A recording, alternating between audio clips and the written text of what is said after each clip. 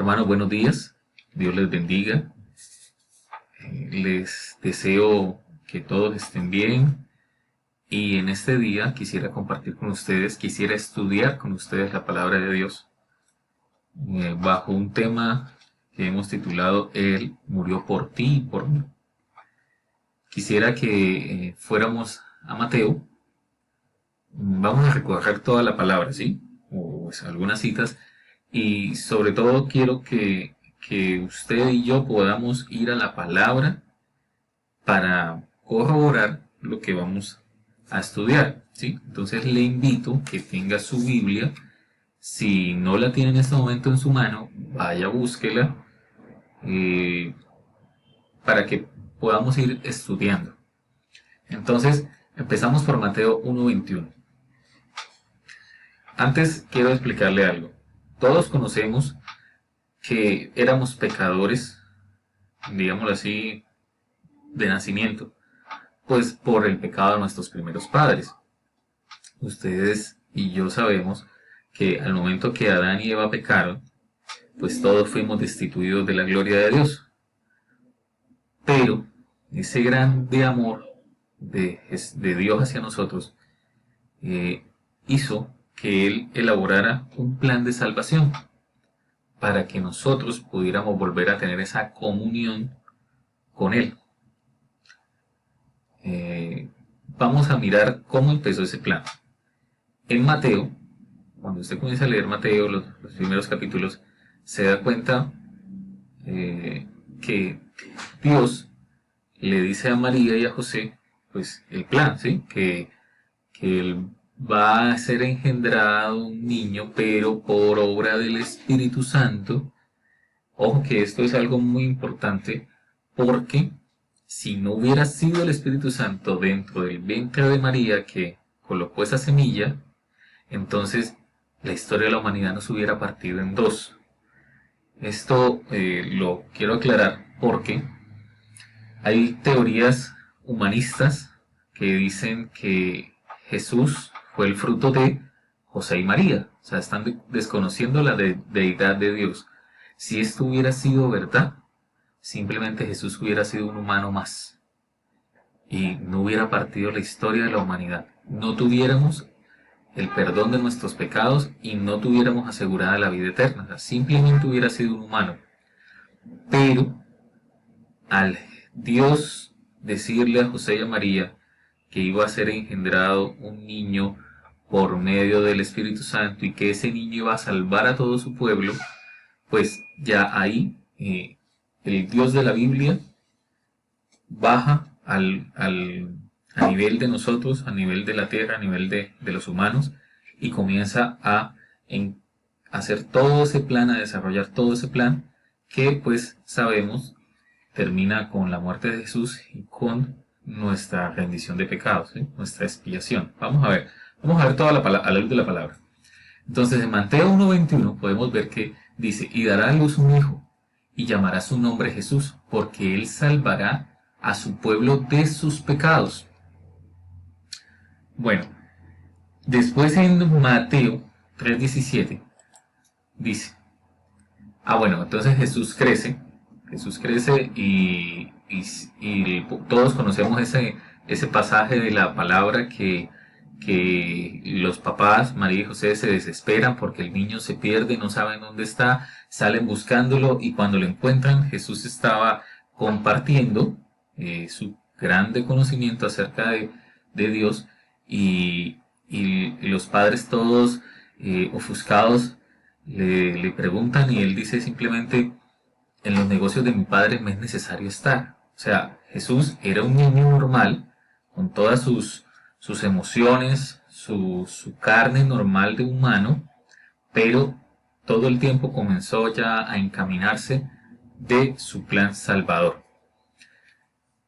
Cuando Jesús crece y conoce a Juan el Bautista, pues ustedes saben que Juan en el río Jordán bautizaba a las personas que sí querían confesar esa fidelidad al Señor. Juan profetiza o Juan habla acerca de que va a venir un Salvador, va a venir alguien más grande que él, que él no es digno ni de desatar la correa de su sandalia. Cuando llega Jesús, Jesús le dice, vengo para que ser bautizado, y Juan le dice, no, al contrario, el que me debe bautizar eres tú a mí porque eres más grande que yo. Y Jesús le dice, oye, espérate, hay que cumplir la palabra. Entonces, Juan, en obediencia a esa palabra, sumerja a Jesús en las aguas, y cuando Jesús sale, a gran voz, dice la Biblia, Mateo 3:17, y una voz de los cielos que decía, este es mi Hijo amado, en quien tengo complacencia. La palabra no da más detalle, pero si fue el Dios de la Biblia que dijo estas palabras, en mi percepción debe haber sido un estruendo terrible, así como voz de trueno, que se abrieran los cielos y dijera estas palabras. Posteriormente, en Filipenses podemos observar que Dios exaltó a Jesús hasta lo sumo. ¿Qué significa eso? Vamos a la palabra. Por lo cual Dios le exaltó hasta lo sumo y le dio un nombre que es sobre todo nombre, para que en el nombre de Jesús se doble toda rodilla de los que están en los cielos y en la tierra y debajo de la tierra, y toda lengua confiese que Jesucristo es el Señor, para gloria de Dios Padre. Esto nos da a entender que Dios depositó todo su poder en su Hijo. Es decir, su Hijo es el mismo Dios. Bueno, todos sabemos que la deidad tiene tres partes. Jehová, que es el Padre, Hijo, que es Jesús, y el Espíritu Santo. ¿Sí? Con esto comprobamos una vez más, con este pasaje de la Biblia, que Jesús era Dios. Jesús no era un humano cualquiera. Ahora, este es el gran Jesús que muestra la Biblia. Ese es el gran Hijo de Dios. Ahora hablemos un momento de nosotros. ¿Quiénes somos nosotros en este planeta? Entonces, podemos decir que, según estadísticas de las Naciones Unidas, en el año 2019 éramos 7.700 millones de personas. Para el 2020 tenía una aproximación de 7.625 millones de personas. O sea, somos demasiados en este planeta. Ahora, si vemos estos números interactivos aquí que van evolucionando, nos damos cuenta que segundo a segundo nacen muchísimas más personas. Entonces, significa que cada día somos más en este planeta. Es decir, amigo que me escucha, primero hablamos del gran Jesús, que es el grande de la humanidad, y ahora hablamos de nosotros, que somos simplemente algo muy pequeñito en este planeta, en este universo. Pero ¿qué tiene de relación ese Jesús con nosotros? El plan salvador de Dios. Posteriormente, cuando Jesús crece, lleva a cabo su ministerio, pero también muere. ¿Por qué murió? Porque así lo diseñó Jehová. ¿Para qué murió? Para poder darnos a nosotros la salvación. Cuando vamos a la Biblia, en Mateo 27:11, narra toda la muerte de Jesús, y sobre todo hay algo que me llama la atención, y es que Poncio Pilatos dice que él no halló algo malo en Jesús. Entonces, él, que todos conocemos, se lavó sus manos, ¿sí? Es un pasaje muy conocido, y simplemente dice, soy inocente de la sangre de este hombre. Allá ustedes si quieren que suelte a Barrabás y crucifique a Jesús. O sea, esa sangre no es sobre mí. ¿Por qué? Porque Jesús era puro y sin mancha. Es más, la Biblia dice que Jesús vino a cumplir la ley, no a abrogarla. O sea, Jesús no tenía nada de qué arrepentirse porque Él era Dios. ¿Sí? Entonces, terminó en una cruz, en un madero, llevando todos nuestros pecados, llevando todas nuestras culpas, muriendo por nosotros. Ahora, vamos a Romanos 9, que dice que ese sacrificio importa, es de gran trascendencia, si usted y yo confesamos con nuestra boca que Jesús es el Señor y creemos de todo corazón que le levantó de los muertos. Ojo, si hacemos eso, seremos salvos. O sea, si creemos y confesamos que Jesús es nuestro Salvador y Él fue a esa cruz y murió por nosotros, tenemos el derecho, digamos, por gracia, porque nadie lo compra sino por gracia, de ser salvos, o sea, de ir y reunirnos con nuestro Padre Celestial cuando muramos o cuando venga el rapto de la iglesia o sí, cuando sea el fin del mundo. Ahora, ojo, hay una gran diferencia entre criatura y lo que llamamos hijo de Dios, porque todos fuimos creados por Dios, eso lo sabemos, pero dice la Biblia en Juan 1:12 que más a todos los que le recibieron, a los que creen en su nombre, les dio potestad de ser hijos de Dios, a todos los que recibieron a Jesús, a los que creen en su sacrificio, a los que confiesan con su boca, les dio potestad de ser llamados hijos de Dios. Ahora, en Juan 3:16 también corrobora que dice, porque de tal manera amó Dios al mundo que ha dado su Hijo unigénito, para que todo aquel que en él cree no se pierda, mas tenga vida eterna. Ojo, hay algo muy importante, es que en la antigüedad no teníamos todos acceso a la presencia del Señor, porque pues todos conocemos que había un templo y que ahí solo accedía el sumo sacerdote del pueblo. Cuando Jesús muere en esa cruz, quita eso y dice, ahora todos podemos acceder a la presencia de Dios. Y usted y yo sabemos que si oramos, que si tenemos una comunión con Dios, el Dios de la Biblia se nos revela. ¿Sí? Eso no es simplemente un supuesto, una fábula, un cuento. No, no, no. El Dios de la Biblia es real. El Dios de la Biblia diseñó este plan de salvación y al momento que usted y yo aceptamos que el Señor Jesucristo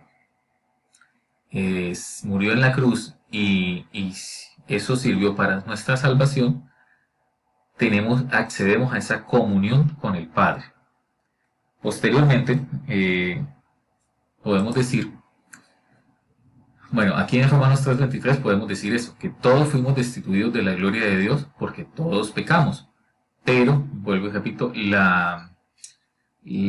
sacrificio de Jesús nos permite acceder a la comunión con nuestro Padre. Ojo, hay que tener en cuenta que no solo se trata de que usted y yo digamos que somos buenos o querramos ser buenos, no.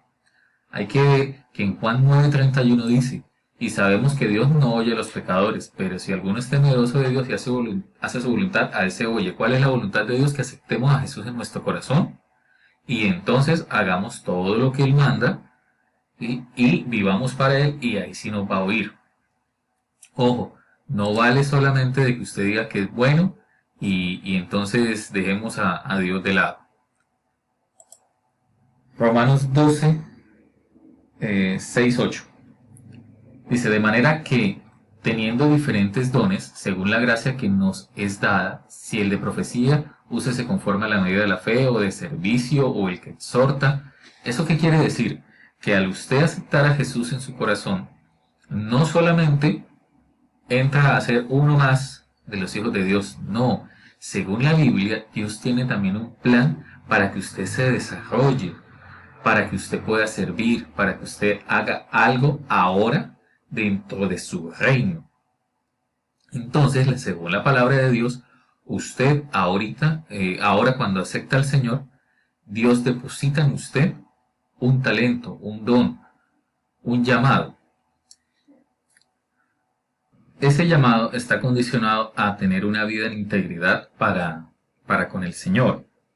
Pero pues, estando aquí en la tierra seguimos siendo humanos. O sea que no vamos a dejar de embarrarla, de cometer pecado. ¿Cuál es la diferencia entre el hombre de ahora y el hombre de antes? Es que ahorita tenemos el temor de Dios en nuestro corazón y si hacemos algo indebido, de una vez el Espíritu Santo nos redarguye y nos dice, hey, pilas, que eso no está bien. Entonces, automáticamente nosotros entendemos y sí, Señor, perdónanos y sobre todo no lo volvemos a hacer. Pero la pregunta sería, debido a que seguimos estando en esta tierra, seguimos cometiendo de una u otra manera cosas que a Dios no le agradan, entonces ya no estoy en el plan de salvación, ya no tengo un don, ya no tengo un ministerio. ¿Esto qué quiere decir? Que sí, ok, cometemos errores, pero si nos arrepentimos realmente ante Dios, eh, los dones y el llamamiento, los dones, el ministerio, todo lo que Dios ha depositado en usted, ahí va a estar, ¿sí? Pues esto tendría más para hablar, porque todos sabemos que si cometemos pecado tenemos que asumir consecuencias de ello. Es más, la Biblia es un libro que nos muestra que no todo es perfecto. La Biblia muestra muchos ejemplos de hombres de Dios que tuvieron pecado, que la embarraron, que hicieron lo malo delante de Dios. También muestra que ellos se arrepintieron y por tal motivo alcanzaron misericordia de Dios. Y esto pues ocasiona que sigan con sus vidas, sigan con sus ministerios, pero tienen que asumir las consecuencias de esos pecados. Vamos ahora a Juan 1, primera de Juan 1:9. Entonces, lo que estábamos hablando, si confesamos nuestros pecados, Él es fiel y justo para perdonar nuestros pecados y limpiarnos de toda maldad. Ojo, si confesamos, eso quiere decir que si en nuestra humanidad aceptamos que sí decepcionamos a Dios, que sí hicimos algo desagradable delante de Dios y simplemente nos escondemos y decimos que no hicimos nada o simplemente tratamos de justificar nuestro pecado, diciendo que todos somos pecadores, que todos somos humanos, pues simplemente no alcanzamos el perdón de Dios. Ahora, ¿qué pide Dios de nosotros? Ya vimos todo el sacrificio de Jesús, ya vimos todo lo que tuvo que padecer, todos conocemos que está científicamente comprobado que la muerte de Jesús fue algo demasiado doloroso. También sabemos que el comportamiento de Jesús en la cruz no fue el de un ser humano normal, fue de un Dios, porque mismo Jesús en la cruz le dice al Padre, perdónalos porque no saben lo que hacen.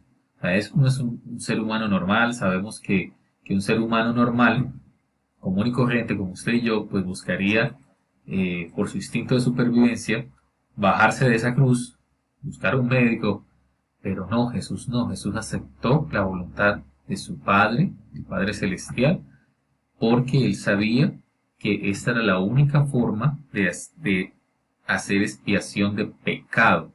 La Biblia muestra en el Antiguo Testamento que el pueblo era llamado a expiar pecados llevando sus animalitos. ¿Por qué? Porque la Biblia dice que la única forma de expiar pecados es que haya de por medio sangre.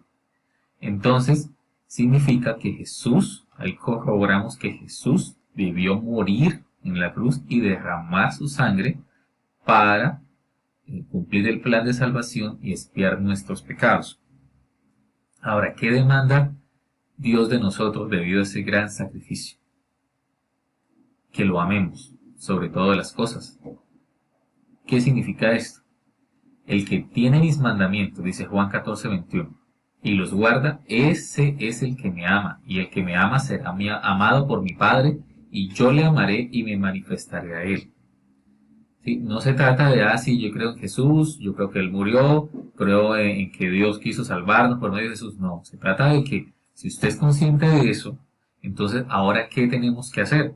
Es amarle, guardarnos para Él. ¿Y cómo hacemos eso? Pues yo simplemente digo amo a Dios y ya. No. Jesús en múltiples ocasiones nos enseñó que el lenguaje de dependencia se llama oración. Es decir, nosotros debemos estar en una comunión con el Dios continuamente, con Jesús, con el Espíritu Santo, con Jehová. ¿Cómo hacemos eso? Orando, hablando con Él. Ahora, la pregunta es, ¿qué es orar? Orar es hablar con Dios. Imaginar que Dios está enfrente suyo. La Biblia también dice que el que cree en Dios, ¿sí? El que se acerca a Dios crea que le hay. Es decir, si usted cree en Dios, pues imagínese, lo cierra sus ojos, como es en las iglesias para tener una mayor concentración, pero cierre sus ojos o téngalos abiertos o como quiera, pero imagínese que Dios está ahí enfrente suyo, que Jesús está al frente suyo y hable con Él. ¿Qué es hablar con Él? Pues simplemente contarle lo que le está sucediendo, contarle lo que está pasando, pedirle su ayuda, pedirle que por favor sea Él tomando el control de su vida, porque usted ya se dio cuenta que por sus fuerzas no puede. Eso es el lenguaje de la oración. Reconocer que somos humanos, reconocer que no podemos hacer todo, o que podemos hacer todo lo que está a nuestro alcance, pero ya hay cosas imposibles que se le salen de nuestras manos y ahí es donde tenemos que decir, Dios obra porque ya no puedo hacer yo más nada. Ese es el lenguaje de la oración. También lo otro que dice en Juan 5:39 es escudriñad las escrituras. Esto lo dijo Jesús.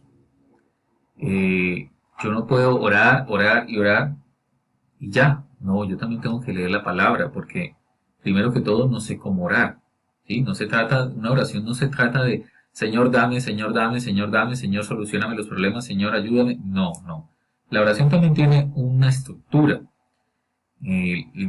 Jesús nos dio un ejemplo con el Padre Nuestro y al ver usted, al estudiar usted esa oración inicial, esa oración ejemplo que dio Jesús, se da cuenta que la oración tiene una estructura y por ejemplo que empieza con darle honra y gloria a Dios. Después de que usted alaba a Dios, ahí sí le presenta sus, eh, bueno, primero alabar a Dios, después pedirle perdón por nuestros pecados y tercero, ahí sí, presentarle lo que a usted le está aconteciendo, sus luchas, sus debilidades, eh, decirle a Dios que lo ayude en tal y tal situación que esté pasando. Después de eso, usted debe tener una vida conforme a Dios. Vuelvo y le hago el recorderis. Sabemos que Dios creó un plan de salvación, Jesús vino a la tierra, murió por usted y por mí. Si usted lo acepta en su corazón, entonces Jesús viene y mora en su corazón, su vida cambia, pero usted debe tener una vida para Él. ¿Cómo tiene una vida para Él? En continua oración todos los días, no tiene que estar arrollado 8 horas, no. Si usted está en su trabajo, usted está cocinando, usted está en sus quehaceres de la vida, pero está acá pensando, tengo que orar, va hablando con Dios, le va contando sus cosas, va en el carro, va en la moto, va en la cicla, va caminando y va hablando con Dios. Usted debe leer la palabra, usted y yo debemos leer la palabra y pedirle al Señor discernimiento para poder entender. Así habla en 1 Juan 2:27. Aquí dice que recibimos la unción, ¿sí? Recibimos la unción es la llenura del Espíritu Santo, la unción es eso que marca el antes y el después. Ahora tenemos el toque de Dios en nuestras vidas, el toque del Espíritu Santo, y dice que la misma unción os enseñe todas las cosas. Es decir, que usted cuando se sienta a leer la palabra, dígale, Señor, por favor, ilumíname, dame discernimiento, ayúdame a entender. También hay que ver que hay herramientas. ¿Cuál herramienta? Hay ahora muchos comentarios bíblicos, en internet se encuentran muchas explicaciones bíblicas, ahora hay muchos videos de pastores explicando. Usted debe asistir a una iglesia para ser pastoreado y para que ese pastor también le explique la palabra. Pero sobre todo, pedirle al Señor discernimiento. Después, no solamente se trata de aprender la palabra, memorizarla, no, se trata de ponerla en práctica. O sea, usted asuma el cristianismo, asuma a Jesús como un estilo de vida. Si no, simplemente es teoría. Si usted sabe todos los libros de la Biblia, usted sabe todas los pasajes más importantes, las promesas que Dios dio, sí, pero eso es solo teoría. La cuestión es que usted debe apropiarse de esa teoría que ha recibido y ponerla en práctica, decirle, Señor, yo quiero vivir una vida como tú mandas. Entonces, usted debe tomar el Evangelio como su estilo de vida y no como una religión. Eso conlleva a que cualquier cosa que usted vaya a realizar en esta vida, debe preguntarse, ¿será que esto le va a gustar a Dios? ¿Será que Dios va a estar de acuerdo? ¿Será que Dios me va a respaldar? Entonces, todo va unido. Orar a Dios. Si es una decisión, Señor, ayúdame, guíame, ¿qué debo tomar? ¿Cómo lo debo hacer? ¿Qué decisión debo elegir? Y siempre pensando, lo que estoy haciendo, lo que quiero hacer, ¿será que va a agradar a Dios? Bueno, esta reflexión nos lleva a pensar dos cosas. La primera es que el gran amor de Dios se manifestó por medio de Jesús y por tal motivo hoy tenemos acceso a la vida eterna por medio de Jesús, al creer en Él. Entonces, si amigo que me escucha es una persona que está en una iglesia, está sirviendo y es un cristiano regular, digamos, pues simplemente lo invito a seguir adelante, a amar a Dios cada día, a escudriñar su palabra, a orar y a pedirle la unción al Espíritu Santo para que cuando usted esté ejerciendo, sea cual sea el don o el llamamiento o el ministerio que Dios le dio, lo haga con excelencia y lo haga con el respaldo del Señor. Si usted, amigo que me escucha, aún no ha aceptado a Jesús en su corazón, le invito a que lea 2 Corintios 5:17, que habla que si usted acepta a Jesús, Él ahora lo convierte en una nueva criatura. ¿Sí? Aquí lo dice tácitamente. De modo que si alguno está en Cristo, nueva criatura es. Las cosas viejas pasaron, y aquí todas son hechas nuevas. Es decir, Jesús le promete cambiar su vida de tragedia, su vida de pecado, su vida de drogadicción, su vida de adulterio, su vida de borracheras, cualquier problema que haya tenido en su vida, si usted, cualquier adicción, cualquier debilidad, cualquier vicio, y si ha tenido una vida arruinada, ha tenido una vida de dolor, Dios le promete que si usted lo acepta, que si Jesús entra a su corazón, usted lo acepta y confiesa con sus labios, Él le promete cambiar todo eso y ahora guiar su vida. ¿Cómo hacemos eso? Es simplemente aceptar al Señor en su corazón y confesarlo con nuestra boca. Entonces, en este momento le invito a que haga conmigo una pequeña oración, si nunca la ha hecho, para invitar a eso, a Jesús a que entre en nuestra vida. Vamos a cerrar nuestros ojos y decimos: Señor Jesucristo, te adoramos, te exaltamos, reconocemos que tú eres el Hijo de Dios y por medio de esta reflexión hemos entendido el gran sacrificio que hiciste por nosotros. Entendemos que moriste en una cruz y resucitaste, y todo esto lo hiciste por amor a nuestra vida y porque quisiste que volviera esa comunión entre el ser humano y el Dios de la Biblia, tu Padre, el Padre Celestial.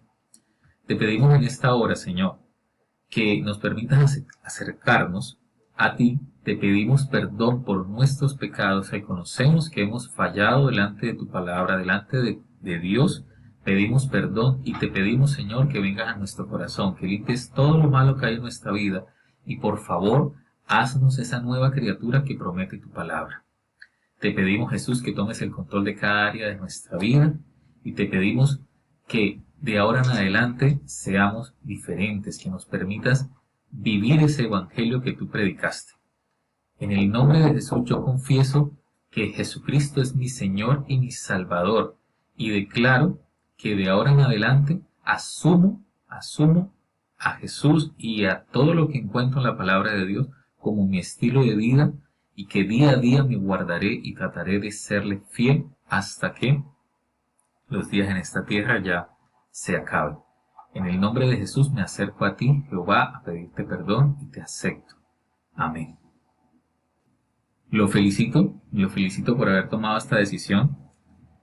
Le felicito, le animo a que sigamos buscando de Dios, a que hablemos continuamente con Dios, a que entendamos que no es un muñeco colgado en una pared o simplemente una estatua o un pedazo de madera o que la cruz es simplemente un pedazo de madera, no. Le invito a que entendamos que el Dios de la Biblia es real y que día a día busquemos honrarle, amarle y busquemos su unción, su respaldo, su amor, estar en esa comunión completa con Él.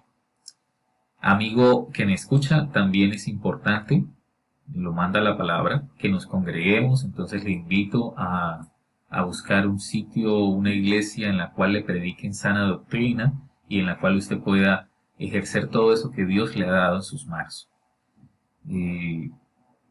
Estamos para servirle. Cualquier cosa que necesite nos puede contactar en la iglesia La Red, ubicada en el barrio El Cerro, en Barrancabermeja. Estamos a su disposición para lo que necesite, para ayudarle a crecer en el Evangelio.